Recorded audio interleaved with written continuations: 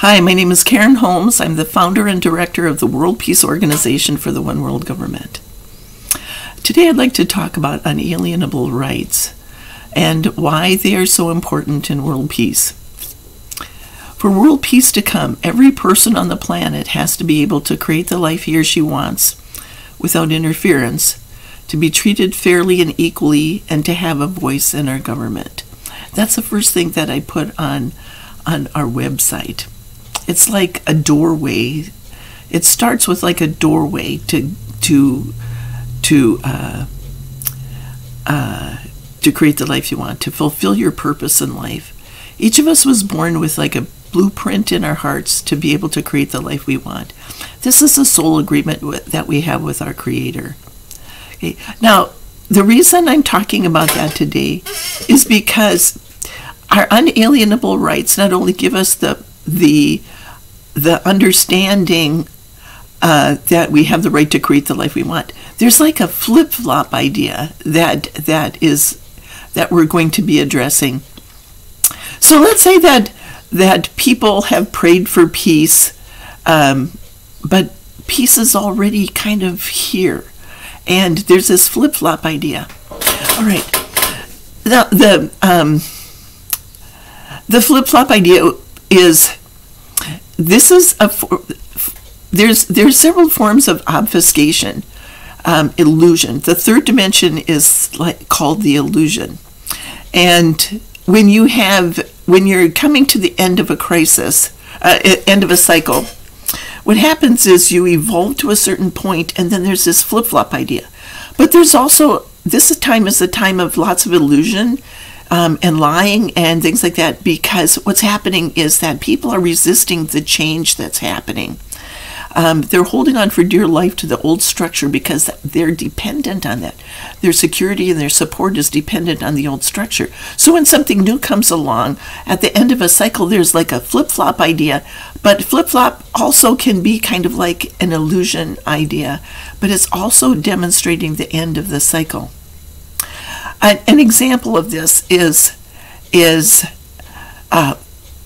let's say, for example, the Republican Party is very proud of the fact that they value the Constitution, that they're standing up and defending it, their Second Amendment rights, but the Democrats all along have valued the Constitution just as much as the Republicans, but they just don't talk about it. They don't have to wave the flag because they're standing on the principles of democracy. Now, this is just a generalization.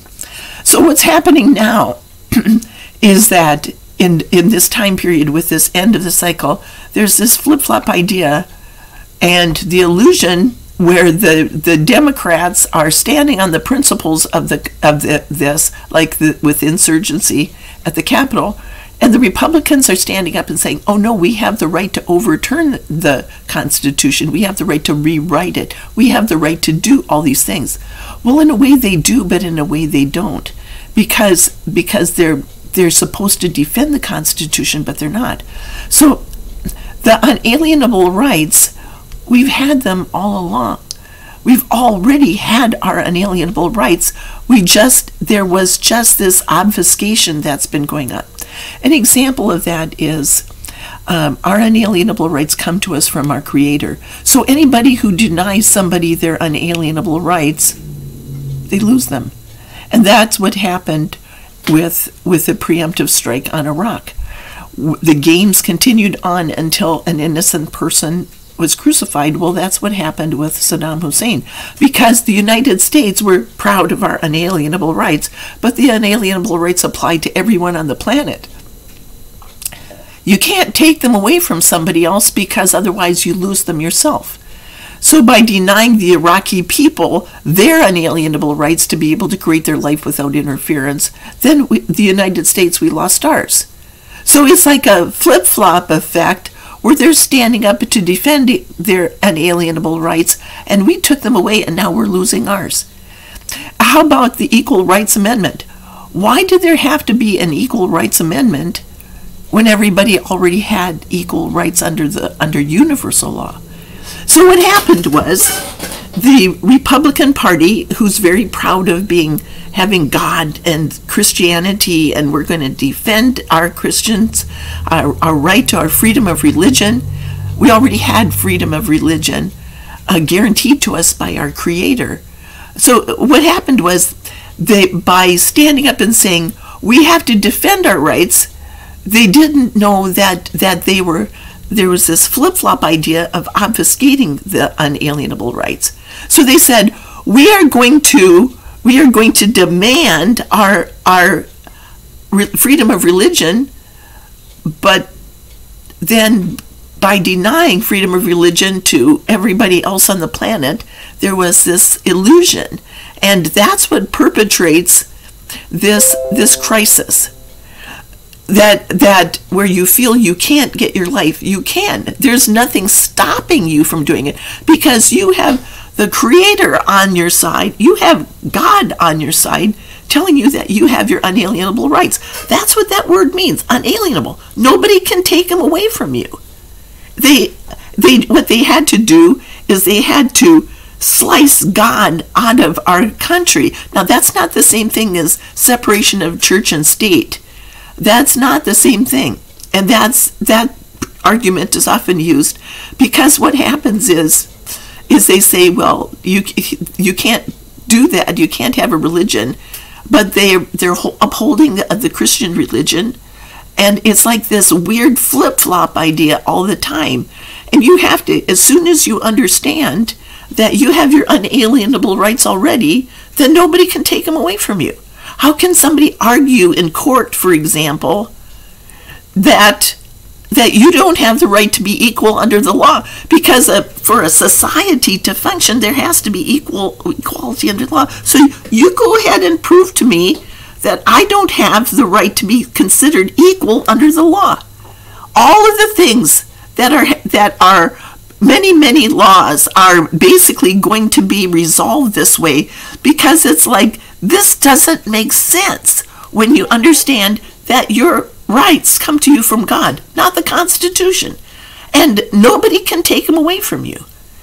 Okay, so now your unalienable rights allow you to fulfill your purpose in life. You have the right to have a voice in your government, to be treated fairly and equally, and to create the life you want without interference. So instead of going to court and saying, these people are harassing me, these people are doing terrible things, go ahead and say, I have the right to my unalienable rights, and you don't have the right to take them away from me. And by you doing that under universal law, which applies to every atom in the universe, every atom in the universe has the right, functions under universal law. Okay, now do unto others as you would have them do unto you. Hey, the golden rule. Hey, we've already, karma and dharma. All of these things, we've all been exposed to universal law. And that was we had to, for peace to come, everybody had to be exposed to it.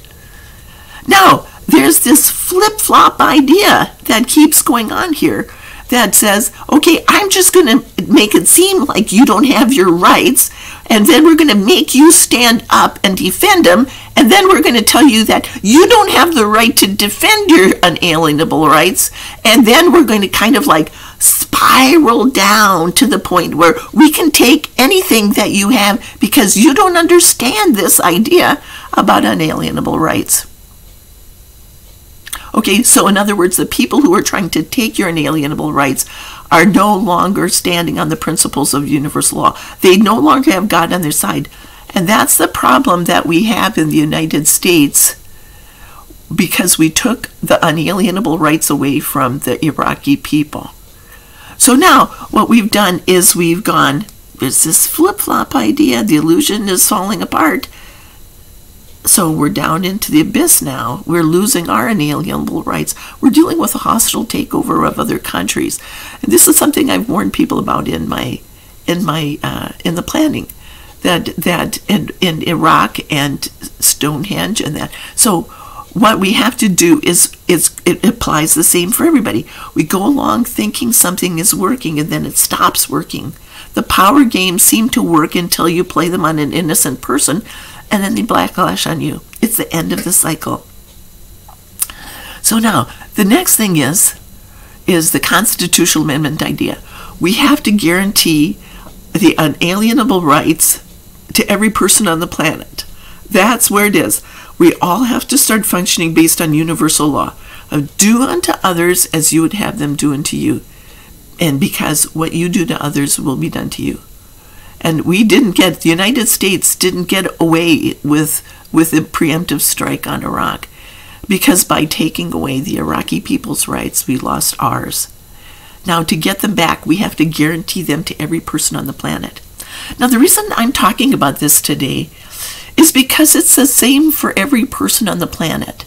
The power games, what we're doing is we're talking about making our ascension out of the third dimension, out of the illusion. For world peace to come, we have to make our ascension out of the illusion. We're going from the third dimension, which is called the illusion, to the fourth dimension and onto the fifth. And this is the idea of the banquet table in the Bible, the parable of the banquet table. So people are like the dogs under the banquet table. They're thinking that they can get their life. We can get our life by stealing natural resources from other countries, okay? Or all of these lies and all this illusion. And that's what's happening is by weaving an illusion, you think you can get your life. We can control the votes and keep ourselves in power perpetually, but not do our job, which is solving the problems that we were supposed to do in the first place. We don't know how to solve the problems, we just know how to stay in power. So we're going to let the Democrats win every other time, and then they'll solve the problems, and then we'll tell everybody how bad they are, and then, so where does true power come from? Does it come from playing power games, or does it come from solving the problems? And then we have to start solving the problems. We have existential threats going on, and if the Republicans are saying, we're going to lie, cheat, and steal, and keep this going as long as we can, that isn't solving the problems. So we have to figure out how to solve the problems. The power then goes to the people, and it's up to us to start solving the problems. And people have been doing that for a long time, except they don't necessarily solve the problems, because the problems if you don't address the root cause of the problems, then you make the problem worse.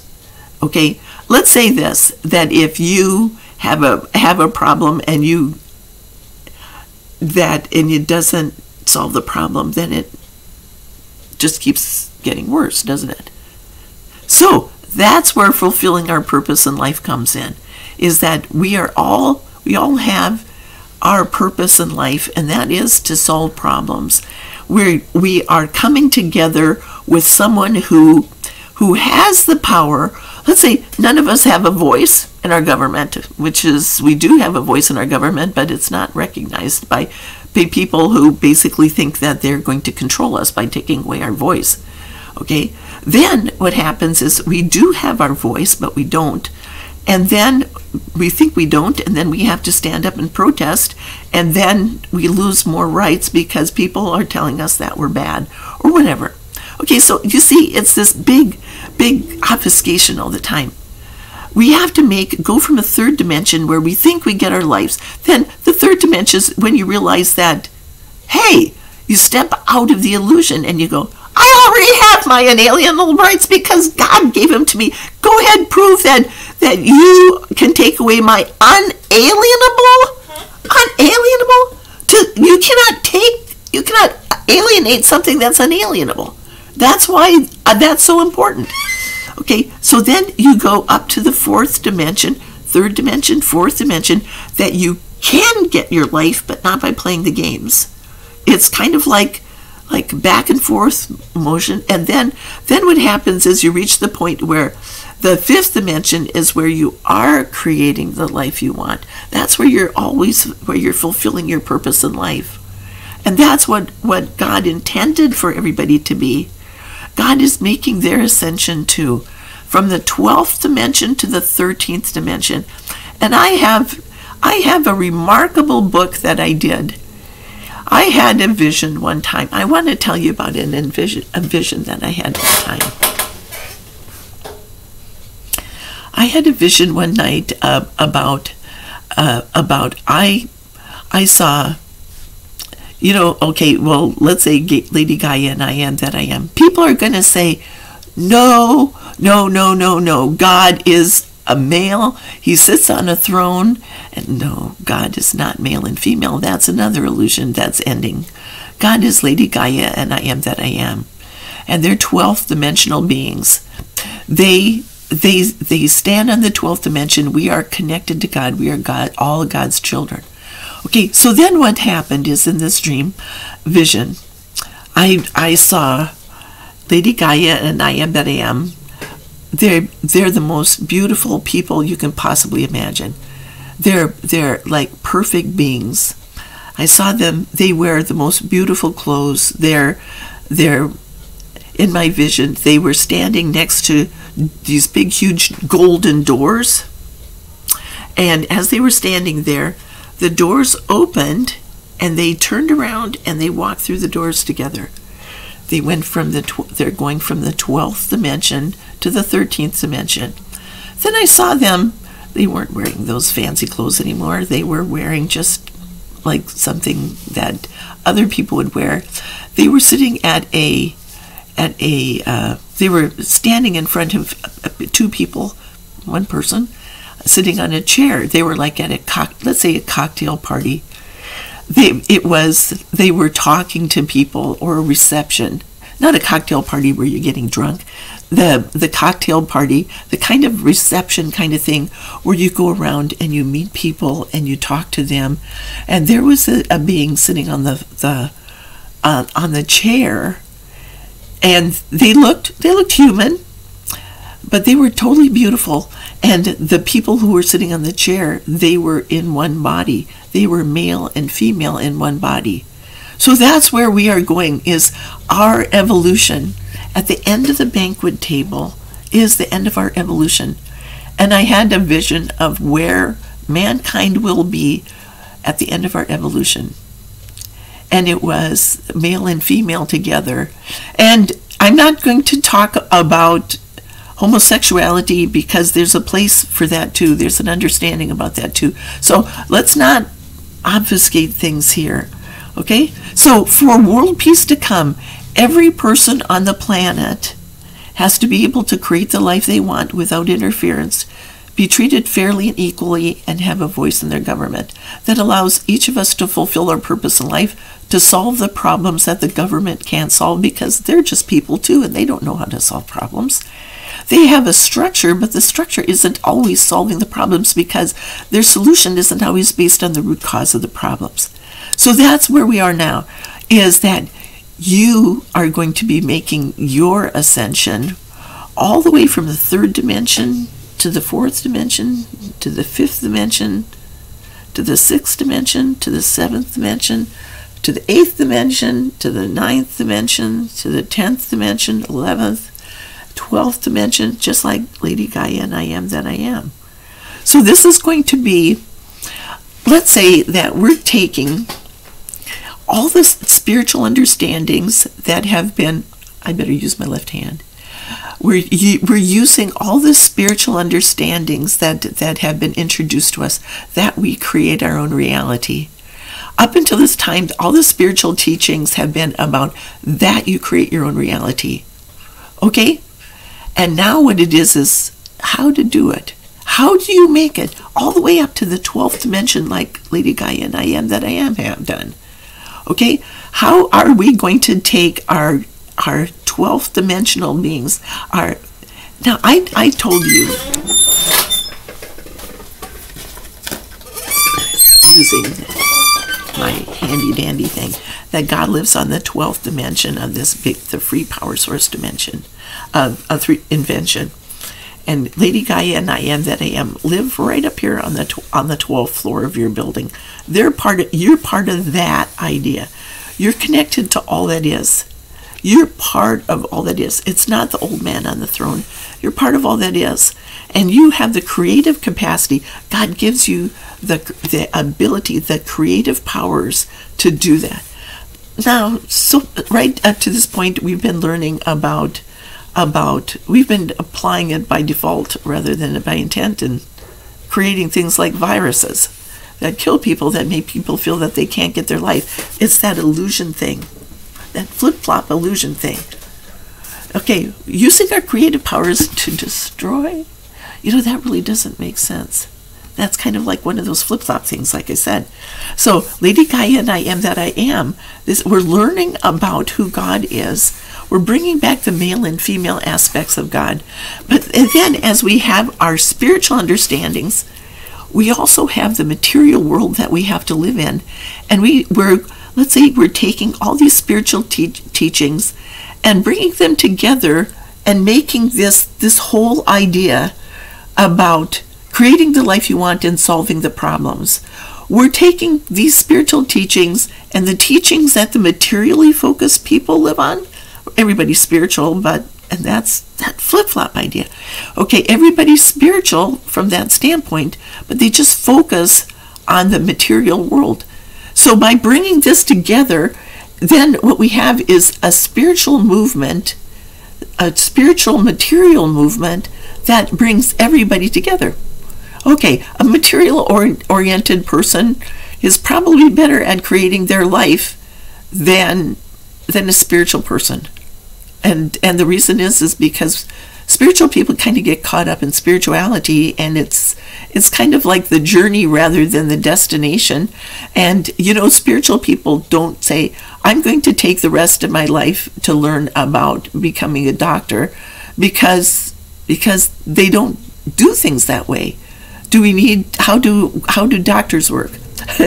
So what we're doing now is bringing everything together, solving problems based on the root cause of the problem, and everybody is in the process of starting to make their ascension out of the third dimension into the fourth dimension, and then on to the point where they're creating life they want. We have to step out of the illusion for us to do that. And then we have to apply the information in our own lives so that we can create the life we want. Okay, I know this has been a very unusual thing, but world peace has to start in ourselves. This is the changes that we have to make inside of ourselves. We're going to sit at the banquet table. We're going to study about cosmology and physics in time. Did Stephen Hawking really understand time? Do the scientists really understand the origin of the universe? What happened with the Big Bang Theory? What exactly happened? And I'll tell you, there is an answer to all that. Albert Einstein was looking for that, the most brilliant man on the planet possibly, and he couldn't find it. But that's because he didn't understand certain spiritual teachings that are kind of a flip-flop idea. So this is going to be the most exciting, wonderful experience. It's going to be an expanded awareness thing. It's going to allow people to do things that are absolutely remarkable.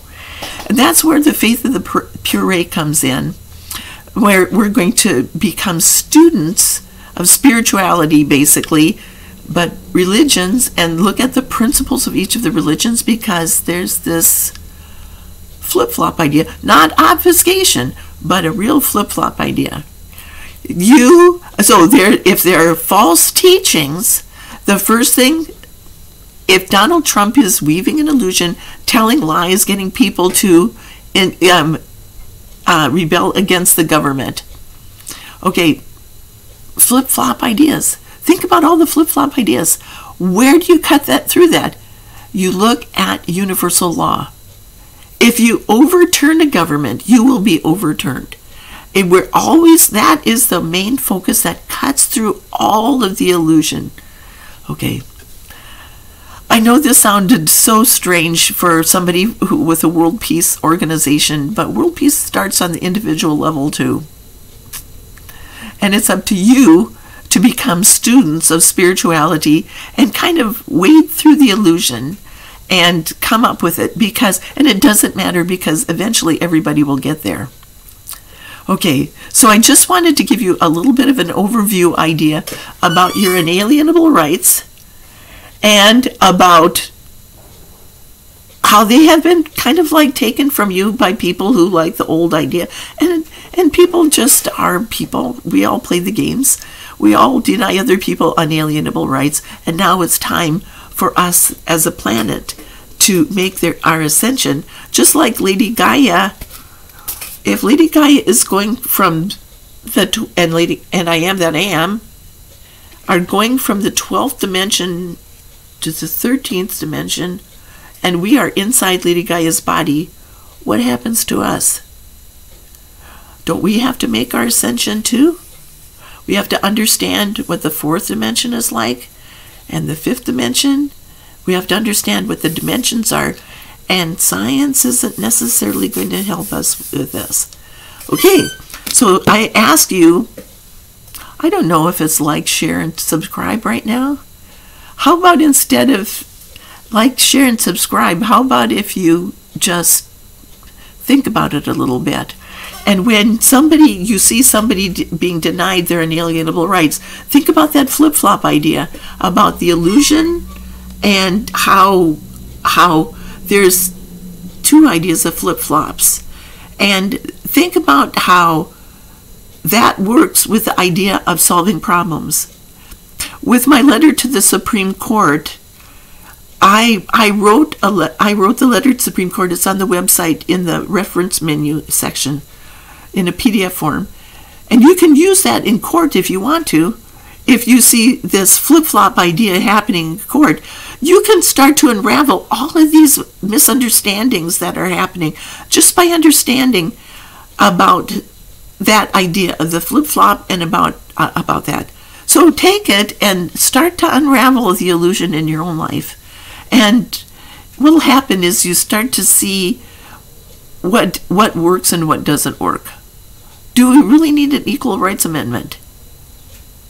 Were we denied something? How about voter rights, voter suppression?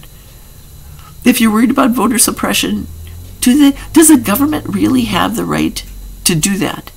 There's 3 levels of the universe: the principles, the power, and the project. So read the letter to the Supreme Court that I wrote on the website, and start to unravel the illusion in your own life. Okay, so thank you for listening.